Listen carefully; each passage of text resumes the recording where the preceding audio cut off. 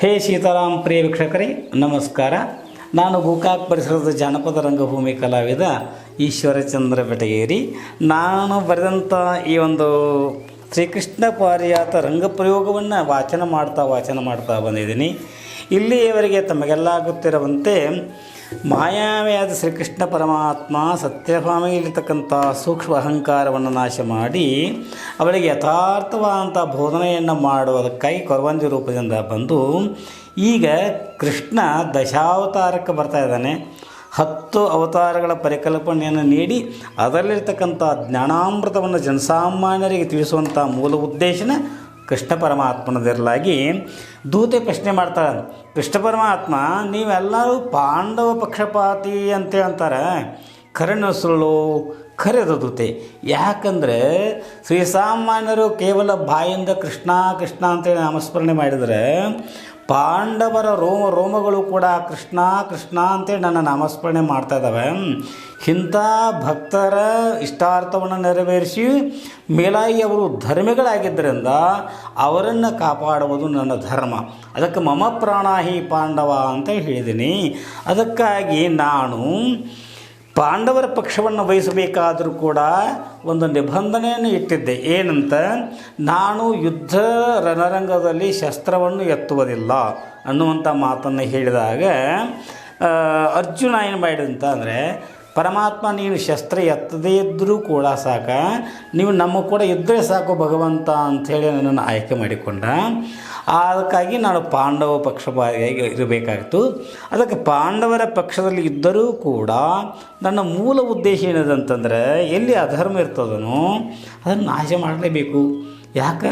ನಾನೇ ಯದಾ ಯದಾ ಈ ಧರ್ಮಸ್ಯ ಗ್ಲಾನಿರ್ಭವತಿ ಭಾರತ ಅಭ್ಯುತ್ಥಾನಂ ಅಧರ್ಮಸ್ಯ ತದಾತ್ಮಾನಂ ಸಜಾಮ್ಯ ಅಂತ ಹೇಳಿದ್ದೀನಿ, ನಿನಗೆ ಗೊತ್ತದ. ಅದಕ್ಕೆ ಇದು ನನ್ನ ಕರ್ತವ್ಯ. ಕುರುಕ್ಷೇತ್ರ ರಂಗದಲ್ಲಿ ಆಸ್ತಿಯ ಸಲುವಾಗಿ ಅಂತಮ್ರು ಅಂದರೆ ಕೌರವ ಪಾಂಡವರು ನಿಮಿತ್ತ ಮಾತ್ರವಾಗಿ ಅವರು ಜಗಳ ಅಂದರೆ ಯುದ್ಧ ಮಾಡಬೇಕಾಯ್ತು ವಿನಃ ಯಾರಾದರೂ ಹುಟ್ಟಿದವರು ಇವತ್ತಿಲ್ಲ ನಾಳೆ ಸಾಯಲಿಕ್ಕೆ ಬೇಕು. ಎಷ್ಟೇ ಭದ್ರವಾಗಿ ಕಟ್ಟಿದರೂ ಕೂಡ ಮನೆ ಇವತ್ತಿಲ್ಲ ನಾಳೆ ಬೀಳಲಿಕ್ಕೆ ಬೇಕು. ಅಂದರೆ ಲೋಕದ ಸಮಸ್ತ ಜೀವಿಗಳು ಏನದವಂತಂದರೆ ಅವರವರ ಋಣಕ್ಕೆ ಅನುಗುಣವಾಗಿ ಭೂಮಿಯ ಮೇಲೆ ಋಣವನ್ನು ತೀರಿಸಲಿಕ್ಕೆ ಬಂದಿದ್ದಾರೆ. ಇದಕ್ಕೆ ಮೂಲ ಕಾರಣ ಸ್ವರೂಪಿಣ ಅಂತ ಚೈತನ್ಯ ಸ್ವರೂಪವೇ ನಾನಿರುವುದರಿಂದ ಕೌರವ ಪಾಂಡವರಿಗೆ ಕೇವಲ ನಿಮಿತ್ತ ಮಾತ್ರ ಯುದ್ಧ ಆಗಿತ್ತು. ಅಲ್ಲಿ ಧರ್ಮ ಅಧರ್ಮ, ನೀತಿ ಅನೀತಿ, ನ್ಯಾಯ ಅನ್ಯಾಯಗಳ ನಡುವೆ ಒಂದು ಭೀಕರ ಯುದ್ಧವನ್ನು ಮಾಡಿಸಿದವನು ನಾನದನ್ನೇ. ಧರ್ಮವನ್ನು ಸ್ಥಾಪಿಸಬೇಕಾಗಿತ್ತು. ಲೋಕದಲ್ಲಿ ಧರ್ಮವೊಂದೇ ಮುಖ್ಯ. ಧರ್ಮ ಸ್ಥಾಪಿಸೋದು ನನ್ನ ಮೂಲ ಗುರಿ. ಅದಕ್ಕೆ ನೀನು ಹೇಳಿದ ಮಾತು ಖರೆ ಅದವ. ಪರಮಾತ್ಮ ಹಿಂಗ್ಯಾಕೆ ಮಾಡ್ತೀರಿ ನೀವು? ನಾನು ಮೊದಲಿನಿಂದನೂ ನಿಮ್ಮನ್ನು ನೋಡ್ಕೋತ ಬಂದೀನಿ, ನಿಮ್ಮ ಕೂಡ ಸೇವೆ ಮಾಡ್ಕೋತ ಬಂದನು. ಯುಗಾದರೂ ನಾನು ನಿಮ್ಮ ಕೂಡ ಅದೀನಿ. ನೀವು ಈ ರೀತಿ ಮಾಡೋದು ಸರಿ ಏನ್ರಿ ಅಂತ ನನ್ನ ಪ್ರಶ್ನೆ. ನೋಡಿದ್ದು ಮೊದಲಿನಿಂದಲೂ ನೀ ನನ್ನ ಜೊತೆನೇ ಇದ್ದೆ, ಹೌದಲ್ಲೋ? ಖರೆ ಅದ. ಮತ್ತು ನೀ ಸಹಿತ ನನಗೆ ಎಷ್ಟೋ ತ್ರಾಸ ಕೊಟ್ಟದಿ. ಏನಪ್ಪ ಏನಂತ ನೀವು?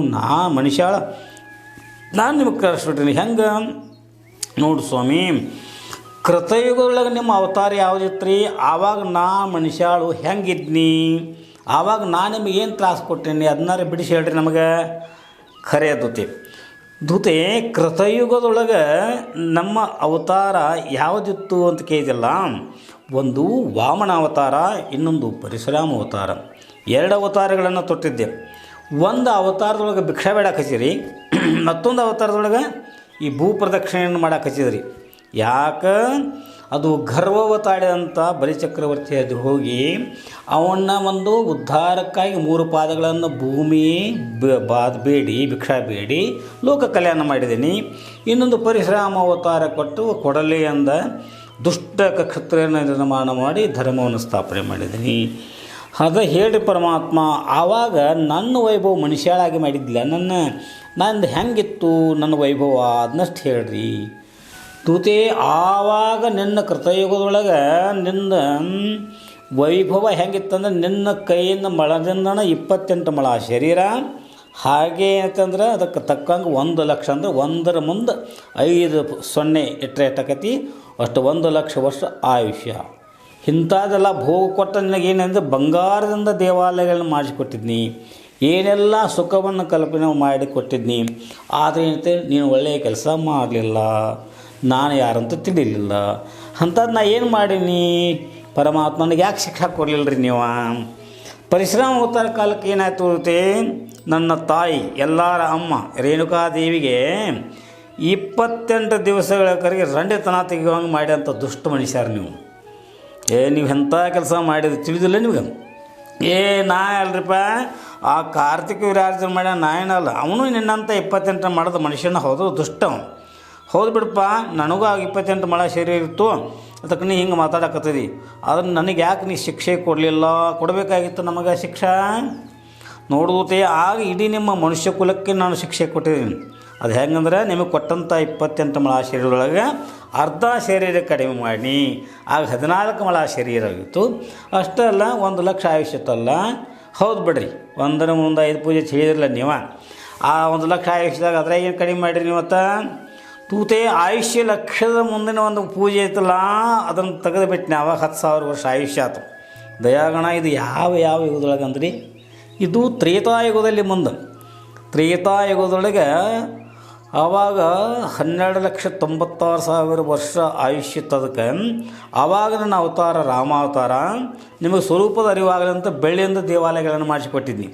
ಆದರೆ ಕನಿಷ್ಠ 1000 ವರ್ಷಗಳನ್ನಾದರೂ ತತ್ವಚಿಂತನೆಯಲ್ಲಿ ನೀವು ಕರೆದಿದ್ರೆ ಸದ್ಗತಿ ಪ್ರಾಪ್ತ ಆಗ್ತಿತ್ತು. ನಾವೇನು ಮಾಡಿದೀವಿ ರೀ ಸ್ವಾಮಿ, ಆವಾಗ ನಾವು ಗಂಡ ಹೆಂಡತಿ ಒಂದು ಕಡೆ ನೆಲೆಯಾಗಿ ನಿಂತು ಬಾಳೆ ಮಾಡಲಿಕ್ಕೆ ಬಿಡಲಿಲ್ಲ ಮನುಷ್ಯರು. ನೋಡುತ್ತೆ ನಾನೊಂದು ಕಡೆ ಆದರೆ ಶೀತ ಒಂದು ಕಡೆಗೆ, ನನ್ನ ಮನಸ್ಸಿಗೆ ನೆಮ್ಮದಿಯನ್ನು ಹಾಳು ಮಾಡಿಬಿಟ್ರಿ ನೀವು ಅಲ್ವಾ.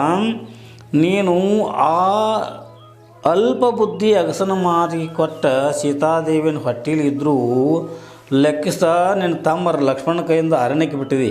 ಅದಕ್ಕೆ ನಾವೇನು ಮಾಡೋರಪ್ಪ, ಇದ್ರಾಗ ನಮ್ದೇನು ತಪ್ಪತಿ, ನೀನೇ ಹೇಳಿ ನೋಡೋನು. ಜೊತೆ ಅಗಸರವ ನಿಮಿತ್ತ ಮಾತ್ರ ಅಲ್ಲಿ ನಿನ್ನಂಥ 14 ಮಾಡೋದು ದುಷ್ಟ ಹೌದಲ್ಲ ಅವನು. ಹಿಂಗಂದು ಒಟ್ಟು ಮನುಷ್ಯರೆಲ್ಲ ಒಂದಂತೀಯ. ಹಿಂಗೆ ಆದಿಪ್ಪ, ನೀನು ಕರೆ ಐತಿ. ನನಗೂ 14 ಮಳ ಶರೀರ ಇದ್ದಾಗ 10,000 ವರ್ಷ ಆಯುಷ್ಯ ಕೊಟ್ಟಿದ್ದಿ, ನಾವು ಯಾಕೆ ಅತ್ತೆ ಶಿಕ್ಷೆ ಕೊಟ್ಟು ತೂತಿ ನಿನ್ನ ಶರೀರದೊಳಗೆ ಮತ್ತೆ ಅರ್ಧ ಕಡಿಮೆ ಮಾಡಿದೆ. ಅಂದರೆ 7 ಮಳ ಶರೀರ ಆಯಿತು. ಮತ್ತು ಆವಾಗ ಆದ್ರೆ ನಿನಗೆ ಬುದ್ಧಿ ಬರ್ಬೇಕು. ಇದು ಯಾವಾಗ ಸ್ವಾಮಿ 7 ಮಳ ಶರೀರ? ದ್ವಾಪಾರ ಯುಗ. ಆಗ ಮೊದಲಿದ್ದ 10,000 ವರ್ಷ ಆಯುಷ್ಯೊಳಗೆ ಒಂದು 0 ತೆಗೆದ ಕೇವಲ 1,000 ವರ್ಷ ಆಯುಷ್ಯ ಹಿಡಿದೀನಿ. ಆಗಲೂ 100 ವರ್ಷದ ಗಡುವಿನೊಳಗೆ ಸ್ವರೂಪದ ಅರಿವು ಮಾಡಿಕೊಳ್ಳೋದು ವ್ಯರ್ಥ ಕಾಲಹರಣ ಮಾಡಿ ಹೀನ ಕಾರ್ಯಗಳನ್ನು ಮಾಡಿದಿರ್ತಿ. ಅದೆಂಥ ಹೀನ ಕಾರ್ಯಗಳನ್ನು ಮಾಡಿದ್ದೀನಿ ಪರಮಾತ್ಮ. ತುತಿ ನೀನು ಮಾಡಿದಂಥ ಹೀನ ಕಾರ್ಯಗಳನ್ನು ಪವಿತ್ರ ಸ್ಥಾನಗಳಲ್ಲಿ ತುಂಬಿದ ಸಭೆಯಲ್ಲಿ ಹೇಳಲಿಕ್ಕೆ ಕೂಡ ಬರ್ದಂಗೈತಿ. ಅದಿರಲಿ ಸ್ವಾಮಿ, ಹಿಂದೆ ಮಾಡಿದ ತಪ್ಪನ್ನು ನೀವು ಹೇಳಿದ್ರೆ ನಾವು ತಿದ್ಕೋತೀವಿ. ತಪ್ಪಿನ ಅರಿವಾಯ ಭವಿಷ್ಯದೊಳಗೆ ದಿನಮಾನದೊಳಗೆ ನಾವು ತಪ್ಪು ಆಗದಂಗೆ ನೋಡ್ಕೋತು. ಅದಕ್ಕೆ ಹೇಳಬೇಕ್ರಿ ನೋಡು. ಹಿಂಗಂತೀಯ ನೋಡುತ್ತೆ. ಕುರುವಂಶದ ಹಿರಿಯರು ಇಚ್ಛಾಮರಣಿ ಮಹಾಜ್ಞಾನಿ ವಯೋವೃದ್ಧ ಮಹಾತ್ಮ ಭೀಷ್ಮಾಚಾರ್ಯರಿಗೆ ಕುರುಕ್ಷೇತ್ರ ಯುದ್ಧದೊಳಗೆ ದುರ್ಯೋಧನ ಸೇನಾಧಿಪತ್ಯವನ್ನು ಕೊಟ್ಟು ಅವರಿಗೆ ಹೀನಾಯವಾಗಿ ಬಿರುನುಡಿಗಳನ್ನು ಮಾತನಾಡಿದರು ತುಂಬಿದ ಸಭೆಯೊಳಗೆ, ಅದು ಎಲ್ಲ ರಣರಂಗದೊಳಗೆ. ಏನಂತ ಬಿರುನುಡಿ ಆಡಿದರೆ ಈ ದುರ್ಯೋಧನ. ಅವನೆನ್ನಂಥ ಮನುಷ್ಯನಲ್ಲ. ಹೇ ತಾತ, ನನ್ನ ಅನ್ನ ಊಟ ಮಾಡಿ ನನ್ನ ಆಶ್ರಯದೊಳಗಿದ್ದ ನನ್ನ ವೈರಿಗಳಂಥ ಪಾಂಡವರನ್ನು ವೀರಾದಿ ವೀರ ಅಂತ ನೀವು ಏಕಕಾಲದಲ್ಲಿ ವಧಿಸಬೇಕಾಗಿತ್ತು. ಅಂಥ ವೀರರು ನೀವು ಸುಮ್ಮನೆ ನೆಪಕ್ಕೆ ಸುಮ್ಮನೆ ಯುದ್ಧ ಮಾಡ್ತಾಯಿದ್ರಿ. ಇದು ನಮಗೇನು ಸರಿಯಲ್ಲ ಅಂತ ಹೀನಾಯವಾಗಿ ಮಾತಾಡಿಬಿಟ್ಟ. ಹಿಂಗೆ ಮಾತಾಡಬಾರ್ದಾಗಿತ್ತಲ್ರಿ. ಕರೆ ಮಾತಾಡಿಬಿಟ್ಟ. ಮಾತು ಆಡಿದರೆ ಹೋಯಿತು, ಮುತ್ತು ಒಡೆದರೆ ಹೋಯಿತು. ಸ್ವಾಮಿ ನೀವೇ ವಿಚಾರ ಮಾಡಿರಿ, ಯಾರನ್ನ ತಿಂದು ಯಾರ ಹೆಸರಿಗೆ ಬರ್ತದಲ್ಲ ಅಂಥವ್ರಿಗೆ ಶ್ರೇಷ್ಠ ಮಾಡೋದು ಧರ್ಮ ಅಲ್ಲೇನ್ರಿ. ಇದ್ರಾಗ ದುರ್ಯೋಧನ ಏನು ತಪ್ಪಂತೀರಿ ನೀವು? ನೋಡ್ದೂತೆ ಯಾರೇ ಆಗಲಿ ಉಂಡ ಮನೆ ಗಳಾಣಿಸಬಾರ್ದು ಈ ಮಾತು ಕರೆ. ಅದಕ್ಕಾಗಿ ಭೀಷ್ಮಾಚಾರ್ಯ ಏನಾದರೂ ದುರ್ಯೋಧನ ಮುಂದೆ ಸಂಕಲ್ಪ ಮಾಡಿದ್ರು ರೀ. ಏನಂತ ಸಂಕಲ್ಪ ಮಾಡಿದರು ಪರಮಾತ್ಮ ಭೀಷ್ಮಾಚಾರ್ಯರು? ದುರ್ಯೋಧನ, ನೀನೇನು ಚಿಂತಿಸಬೇಡ, ನಾಳಿನ ಯುದ್ಧದಲ್ಲಿ ಪಾಂಡವರನ್ನೆಲ್ಲ ನಾನು ಸರ್ವನಾಶ ಮಾಡ್ತೇನೆ ಅಂಥೇಳಿ ಅವರು ಸಂಕಲ್ಪ ಮಾಡಿ ಅನುಷ್ಠಾನ ಕುಂತುಬಿಟ್ರು. ಆವಾಗ ನನಗೆ ಭಾಳ ಸಂಕಟ ಬಂತು ನೋಡುತ್ತಿ. ಅಲ್ರಿ, ಅವರು ಅನುಷ್ಠಾನ ಕುಂತು ಅವ್ರು ಸಂಕಲ್ಪ ಮಾಡಿ ನಿಮಗೆ ಯಾಕೆ ಸಂಕಟ ಬಂತು? ಅಲ್ಲ, ಭೀಷ್ಮಾಚಾರ್ಯ ಅಂದರೆ ಯಾರ ಜೊತೆ ಮಹಾಜ್ಞಾನಿ. ಅವರು ಸಂಕಲ್ಪ ಮಾಡಿ ಅನುಷ್ಠಾನ ಕೂತ್ರ ಏನೆಲ್ಲ ಆಗ್ತದೆ. ಮತ್ತು ಭೀಷ್ಮಾಚಾರ್ಯ ಸಂಕಲ್ಪ ಮಾಡಿದ್ದು ಪಾಂಡವರ ಪುಣ್ಯ. ಒಂದು ವೇಳೆ ಅವರು ನಿಷ್ಪಾಂಡವ ಪೃಥ್ವಿ ಅಂತೇಳಿ ಮತ್ತೇನಾದರೂ ಪ್ರಯತ್ನ ಮಾಡಿದ್ರೆ ಮರುದಿನ ಯುದ್ಧದೊಳಗೆ ಪಾಂಡವರು ಯಾರೂ ಭೂಮಿ ಮೇಲೆ ಉಳಿತಿರಲಿಲ್ಲ ತುತಿ. ಅದಕ್ಕೆ ಮುಂದೇನಾದ್ರು ಸ್ವಾಮಿ, ಅದೇ ಹೇಳಲ್ಲ, ಮಮ ಪ್ರಾಣಾಯಿ ಪಾಂಡವ ಅಂತ ಹೇಳಿದೆ ಅಂತೇಳಿ ಅಂದ ಮೇಲೆ ಪಾಂಡವರ ರಕ್ಷಣೆ ಭಾರ ನನ್ನದೇ ಇತ್ತು. ಅವ್ರಿಗೆ ಸಂಕಟ ಬಂದರೆ ನನಗೆ ಸಂಕಟ ಬಂದಂಗೆ, ಇನ್ನು ಮೇಲೆ ಆಲಸ್ಯ ಮಾಡಂತ ತಿಳ್ಕೊಂಡು ನಾನು ಗಾಢ ರಾತ್ರಿ ಇದ್ದರೂ ಕೂಡ ಪಾಂಡವರ ಶಿಬಿರಕ್ಕೆ ರಾತ್ರಿನೇ ಹೋದೆ. ಆಗ ಪಾಂಡವರೆಲ್ಲರೂ ಏನು ಮಾಡ್ತಾಯಿದ್ರು, ಗಾಢ ನಿದ್ರೆಯೊಳಗಿದ್ರು. ಅವ್ರನ್ನ ಯಾರೂ ಎಬ್ಬಿಸಲಿಲ್ಲ. ದ್ರೌಪದಿ ಮಲಗಿರುವಂಥ ಸ್ಥಾನಕ್ಕೆ ಹೋಗಿ ಅವಳು ಪಿಸುಧ್ವನಿ ಮಾಡಿ ಎಬ್ಬಿಸಿದೆ. ಆಗ ಸಹೋದರಿ ಅಂದ ಕ್ಷಣ ಅವಳನ್ನ ಸಹೋದರಿ ದ್ರೌಪದಿ ಗಾಬರಿಯಿಂದ ಎದ್ದಳು. ಅಣ್ಣ ಕೃಷ್ಣ ಈಗ ಯಾಕೆ ಬಂದಿದೆ ಮಧ್ಯರಾತ್ರಿಯೊಳಗೆ ಅಂತ ಕೇಳಿದರು. ಅಪರಾತ್ರಿಯೊಳಗೆ ಬಂದು ಎಬ್ಬಿಸಿದ್ರೆ ಮತ್ತು ದ್ರೌಪದ ತಾಯಿಗೆ ಗಾಬರಿ ಆಗದೆ ಬಿಡ್ತೈತೇನ್ರಿ? ಖರೆ ಅದುತ್ತೆ, ಯಾಕನ್ನ ಈ ಅಪರಾತ್ರಿಯೊಳಗೆ ಬಂದಿರಿ, ಏನಾಗಬೇಕಾಗಿತ್ತು ಅಂತ ಕೇಳಿದಳು. ಅಂಥ ಸ್ಥಿತಿಯೊಳಗೆ ನೀವೇನಂದ್ರಿ ಸ್ವಾಮಿ? ತಂಗಿ, ನಾಳೆ ಯುದ್ಧದಲ್ಲಿ ಪಿತಾಮಹ ಭೀಷ್ಮಾಚಾರ್ಯರು ಪಾಂಡವರೆಲ್ಲರನ್ನು ಸಂಹಾರ ಮಾಡ್ತೇನೆ ಅಂತೇಳಿ ಸಂಕಲ್ಪ ಮಾಡಿದಾರವ. ಅದಕ್ಕೆ ಇಂಥ ಮಧ್ಯರಾತ್ರಿಯೊಳಗೆ ಪಾಂಡವರು ಉಳಿಯುವಾಗಿ ನೀನೊಂದು ನನ್ನ ವಿನಂತಿಯನ್ನು ಮನ್ನಿಸಿ ಒಂದು ಕಾರ್ಯ ಮಾಡಬೇಕು, ತುರ್ತಾಗಿ ಮಾಡಬೇಕು. ದ್ರೌಪದಿ ಒಪ್ಪಿ, ಅಣ್ಣ ನಾ ಏನು ಮಾಡಬೇಕು ಹೇಳ್ರಿ ಅಂತೇಳಿದಾಗ ನನಗೆ ಸಮಾಧಾನ ಆಯಿತು. ಅವಾಗ ಏನು ಮಾಡಿರಿ ನೋಡು ತಂಗಿ, ನಿನ್ನ ಮುತ್ತೈದೆತನವನ್ನು ನೀನು ಕಾಪಾಡಿಕೊಳ್ಳಬೇಕು. ಅದಕ್ಕಾಗಿ ಈಗಾಗಲೇ ಘೋರ ರಾತ್ರಿ ಅನ್ನೋದೇನೆ ಈ ರಾತ್ರಿಯೊಳಗನೆ ಪಿತಾಮಹ ಭೀಷ್ಮಾಚಾರ್ಯಕ್ಕೆ ಶಿಬಿರಕ್ಕೆ ಹೋಗು. ಅವ್ರನ್ನ ಅತಿ ವಿನಯದಿಂದ ನಮಸ್ಕಾರ ಮಾಡಿ ಪ್ರತಿಭಿಕ್ಷೆಯನ್ನು ಬೇಡಂದ ಕ್ಷಣ ನನ್ನ ಮಾತನ್ನು ಮನ್ನಿಸಿದಂಥ ದ್ರೌಪದಿ ರಾಜಪದ್ಧತಿಯಂತೆ ತನ್ನ ಕಾಲಲ್ಲಿ ಮುತ್ತಿನ ಚಪ್ಪಲಿಗಳನ್ನು ಹಾಕ್ಕೊಂಡು ಬೇರೆ ನಡೆದರು. ಆವಾಗ ನಾನು ಅವಳನ್ನೇ ಮತ್ತೆ ಕೂಗಿ ಕರೆದಾಗ ಮರಳಿ ನನ್ನೆಡೆಗೆ ಬಂದಳು. ಅವ್ರನ್ನ ಯಾಕೆ ಮತ್ತೆ ಕರೆದ್ರಿ, ಮತ್ತೇನಾಗಬೇಕಾಗಿತ್ತು ದ್ರೌಪದಿ ತಾಯಿಗೆ? ನೀವು ಹೇಳ್ರಿ ತಂಗಿ. ಭೀಷ್ಮಾಚಾರ್ಯ ಅಂದರೆ ಸಾಮಾನ್ಯ ಅಲ್ಲ, ಮಹಾಜ್ಞಾನಿ. ಅವರು ಒಮ್ಮೆ ಸಂಕಲ್ಪ ಮಾಡಿದರೆ ಅದು ಯಾವಾಗಲೂ ಸುಳ್ಳಾಗೋದಿಲ್ಲ. ಕುರುವಂಶದ ಶ್ರೇಷ್ಠಕ್ಕಾಗಿ ಅವರು ಆಜನ್ಮ ಬ್ರಹ್ಮಚಾರಿಯಾಗಿದ್ದಾರೆ, ಮಹಾನ್ ತಪಸ್ವಿ. ಇಂಥ ಮಹಾತ್ಮರು ಎಲ್ಲಿಯೇ ಇರಲಿ, ಅವರಿದ್ದಂಥ ನೆಲವೇ ಪುಣ್ಯಕ್ಷೇತ್ರ, ಅದೇ ಪಾವನ ಕ್ಷೇತ್ರ. ಅದಕ್ಕಾಗಿ ಅಂಥವ್ರು ಇರುವಂಥ ಸ್ಥಾನಕ್ಕೆ ನೀವು ಹೋಗುತ್ತೆ ಅಂದಮೇಲೆ ನೀನು ಏನು ಮಾಡಬೇಕಂತಂದ್ರೆ ಬರಿಗಾಲಿನಿಂದ ಹೋಗುವುದು ಕ್ಷೇಮ ಅಂತ ಹೇಳಿ. ಆವಾಗ ದೂತಿ, ಈ ಬರಿಗಾಲಿ ಹೋಗೋದು ಕೈಯದ ಬಿಡ್ರಿ, ಪುಣ್ಯಕ್ಷೇತ್ರಕ್ಕೆ ಹೋಗ್ಬಿಟ್ಟು ಚಪ್ಪಲ್ ಹಾಕ್ಕೊಂಡು ಹೋಗಬಾರ್ದು. ದೂತೆ, ನಾನು ನನಗೆ ಏಕಕಾಲಕ್ಕೆ ನಾನು ಹೇಳಿದ ಮಾತಿನ ಸಹಜ ಮತ್ತಾರ್ಥ ಗೊತ್ತಾಯ್ತು ನೋಡು. ಪುಣ್ಯಕ್ಷೇತ್ರಗಳಿಗೆ ದೇವರ ದರ್ಶನಕ್ಕೆ ಹೋಗಬೇಕಾದ್ರೆ ಬರಿಗಾಲಿಂದ ಹೋಗಬೇಕು, ಇದು ಸಂಪ್ರದಾಯವೂ ಹೌದು.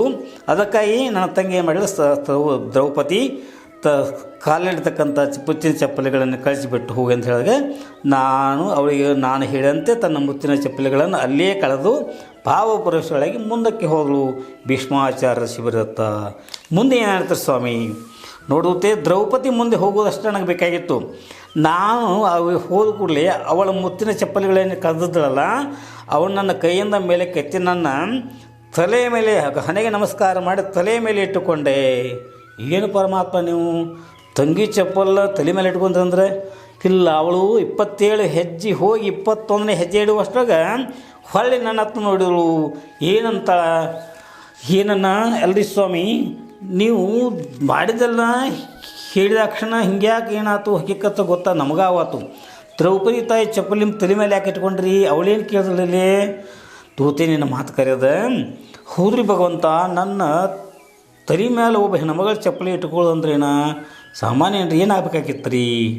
ನೋಡುತ್ತೆ ನಿಮ್ಮ ಮಾತು ಕರೆಯೋದ. ದ್ರೌಪದಿ ನನ್ನದಿಗೆ ಮರಳಿ ಬಂದು, ಇದೇನನ್ನ ನೀವು ಹಿಂಗ್ಯಾಕೆ ಮಾಡ್ತಾಯಿದ್ರಿ? ನನ್ನ ಮುತ್ತಿನ ಚಪ್ಪಲಿಯನ್ನು ನಿಮ್ಮ ತಲೆಯ ಮೇಲೆ ಮಸ್ತಕ ಮೇಲೆ ಯಾಕೆ ಇಟ್ಕೊಂಡ್ರಿ? ಹೋಗೋಣ, ನನಗೇನು ತಿಳಿಯೋದಾಗಿದೆ ಅಂತಂದಳು. ಆವಾಗ ನೀವೇನಂದ್ರಿ ಸ್ವಾಮಿ ದ್ರೌಪದಿಗೆ? ನೋಡು ತಂಗಿ, ನೀನೇನೂ ಗಾಬರಿಯಾಗಬೇಡ. ನೋಡಮ್ಮ, ನಿನ್ನಂಥ ಪತಿವ್ರತ ಸ್ತ್ರೀಯರ ಪಾದಧೂಳಿಯಿಂದ ಈ ಕೃಷ್ಣ ಶರೀರ ಉದ್ಧಾರ ಆಗಬೇಕಾಗಿದೆ. ಒಂದು ಬದಿಯ ಒಂದು ವಿಚಾರವಾದರೆ ದಿವ್ಯಜ್ಞಾನಿ ಭೀಷ್ಮಾಚಾರ್ಯರ ಚಿತ್ತ ಚಂಚಲವಾಗಿ ನೀನು ಹೋಗಿ ಭಿಕ್ಷೆ ಬಿಡುವಾಗ ಅವರ ಮನಸ್ಸು ನಿರ್ಮಲವಾಗಿ ನಿನ್ನ ಮನೋರಥ ಈಡೇರಲೆಂಬುದಕ್ಕಾಗಿ ನಾ ಈ ರೀತಿ ಮಾಡಬೇಕಾಗಿದೆ. ಭೀಷ್ಮಾಚಾರ್ಯರ ಚಿತ್ತವನ್ನು ಚಂಚಲ ಮಾಡೋದು, ಅದಕ್ಕಾಗಿ ನಿನ್ನ ಮುತ್ತಿನ ಚಪ್ಪಲಿಗಳನ್ನು ನನ್ನ ತಲೆ ಮೇಲೆ ಇಟ್ಕೊಂಡು ಏನು ಚಿಂತೆ ಮಾಡುವ, ಈಗ ನೀನು ಹೋಗು, ಪಿತಾಮಹರಿಂದ ಪ್ರತಿಭಿಕ್ಷೆಯನ್ನು ಬೇಡು ಅಂದಾಕ್ಷಣ ಭೀಷ್ಮಾಚಾರ್ಯ ಇನ್ನೊಂದು ಧರ್ಮದಿಂದ ವಂಚಿತರಾಗಬಾರ್ದು ಅಂತ ಹೇಳಿ ನಾನು ಮಾಡಲೇಬೇಕಾಗಿತ್ತು. ಅದಕ್ಕಾಗಿ ದ್ರೌಪದಿ ನನ್ನ ಮಾತನ್ನು ಮನುಷ್ಯರು ಇಷ್ಟೆಲ್ಲ ಒಳಗುಟ್ಟೈತೆ ಅಂತ ನಮ್ಗೆ ಗೊತ್ತಿರಲಿಲ್ಲ ಬಿಡ್ರಿ ಸ್ವಾಮಿ. ದೂತೆ ಪತಿವ್ರತ ಸ್ತ್ರೀಯರ ಮಾನ ಪ್ರಾಣರಕ್ಷಣೆ ಮಾಡುವುದು ಕೂಡ ನನ್ನ ಧರ್ಮದ. ನಮ್ಮ ತಂಗಿ ದ್ರೌಪದಿ ತುಂಬಿದ ಸಭೆಯಲ್ಲಿ ದುಶ್ಯಾಸನ ಸೀರೆಯನ್ನು ಸೆಳೆದ ಅಪಮಾನ ಮಾಡಿದ್ದು ಅದನ್ನು ಪ್ರತ್ಯಕ್ಷವಾಗಿ ಕಂಡಂಥ ಭೀಷ್ಮಾಚಾರ್ಯರಿಗೆ ಇಂಥ ಒಂದು ದೊಡ್ಡ ಶ್ರೇಷ್ಠ ಹಿರಿಯರಿಗೆ ಆವಾಗ ಅವ್ರು ಹೇಳೋವಂಥ ಒಂದು ಶಕ್ತಿ ಇದ್ದರೂ ಕೂಡ ಅಣ್ಣದ ಋಣಕ್ಕಾಗಿ ಅವರು ಹೇಳಲೇ ಇಲ್ಲ. ಹೀಗಾಗಿ ತಂದರೆ ಕಲ್ಲಿನಂತೆ ಕೂತು ಬಿಟ್ಟರು. ಇಂಥ ಒಂದು ಆ ಸ್ಥಿತಿಯನ್ನು ನಾನಿಲ್ಲಿ ಜ್ಞಾಪಿಸುವುದರ ಜೊತೆಗೆ ಮತ್ತು ಧರ್ಮವನ್ನು ಸಂರಕ್ಷಣೆ ಮಾಡುವುದು ನನ್ನ ಮೂಲ ಉದ್ದೇಶ. ಅದಕ್ಕಾಗಿ ಏನಾಯ್ತು ಅಂತಂದ್ರೆ ನಾನು ಈ ರೀತಿ ಹೇಳಬೇಕಾಗಿತ್ತು. ತಂಗಿಯ ಚಪ್ಪಲಿಗಳನ್ನು ತಲೆ ಮೇಲೆ ಹೊರಬೇಕಾಗಿತ್ತು. ಇದರಿಂದ ಏನಾಗೈತೆ ಅಂದರೆ ಮಹಾಜ್ಞಾನಿ ಭೀಷ್ಮಾಚಾರ್ಯ ಒಂದು ಸಂಕಲ್ಪ ಅದು ವಿಕಲ್ಪ ಆಗಿ ಮತ್ತು ಧರ್ಮವನ್ನು ಉಳಿಸುವುದಕ್ಕಾಗಿ ನಾನು ಈ ರೀತಿ ಮಾಡಿದ್ದೇನೆ ವಿನಃ ಮತ್ತೆ ಏನೂ ಇಲ್ಲ. ಇದರ ಒಳಗಿನ ಗುಟ್ಟನ್ನು ಅರ್ಥಕೊಂಡೆಲ್ಲ ಹೌದ್ರಿ ಪರಮಾತ್ಮ ನಿನ್ನ ಲೀಲೆ ಅನಂತ, ನಾ ಎಷ್ಟು ನೀನು ಕೊಂಡಾಡಿದ್ರು ಕಡಿಮೆ ಪರಮಾತ್ಮ.